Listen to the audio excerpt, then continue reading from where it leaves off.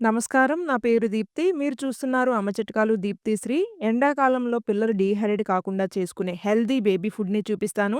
ఈ రెసిపీ పిల్లల బరువును కూడా పెంచుతుంది. మీకు తెలిసిన విషయమేనైనా మరొక్కసారి చెప్తున్నాను. పిల్లలకి పెట్టే ఫుడ్ నేనెప్పుడు సింపుల్ అండ్ ఈజీగా ఎవరైనా చేసుకునే విధంగా ఉంటేనే పోస్ట్ చేస్తాను.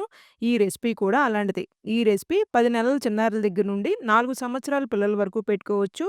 జావలాగా ఉంటుంది. పిల్లలకి ఖచ్చితంగా పెట్టండి. చాలా బావుంటుంది టేస్ట్.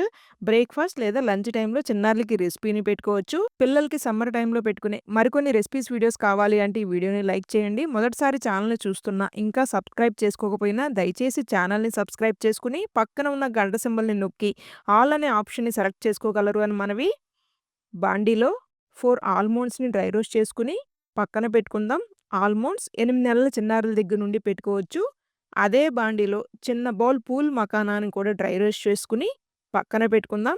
2 టేబుల్ స్పూన్ సగ్గుబియ్యాన్ని కూడా ద్వారగా వేపుకొని వీటిని చల్లారనిచ్చి పొడిలాగా గ్రైండ్ చేసుకుందాం. ఒక గిన్నెలో 150 ఎంఎల్ వరకు నీళ్ళని పోసుకొని గ్రైండ్ చేసుకున్న పొడిని వేసి మొత్తం కలిసేలాగా కలుపుకొని 3 నిమిషాల పాటు కుక్ చేసుకున్నాక స్వీట్ ఇష్టమైన పిల్లలకి అయితే డేట్ సిరప్ లేదా బెల్లం తురుముని వేయండి. స్వీట్ ఇష్టం లేని పిల్లలకి చిటికెడు పెప్పర్ పౌడర్, సంవత్సరం పైబడిన పిల్లలకి అయితే చిటికెడు ఉప్పుని వేసి మరొక్క నిమిషం పాటు కుక్ చేసుకొని చల్లారినాక మీ చిన్నారులకైతే ఇవ్వండి. ఈ వీడియో మీ అందరికి ఉపయోగపడుతుంది అని అయితే ఆశిస్తున్నాను. వీడియో నచ్చినట్లయితే please do like, share and subscribe.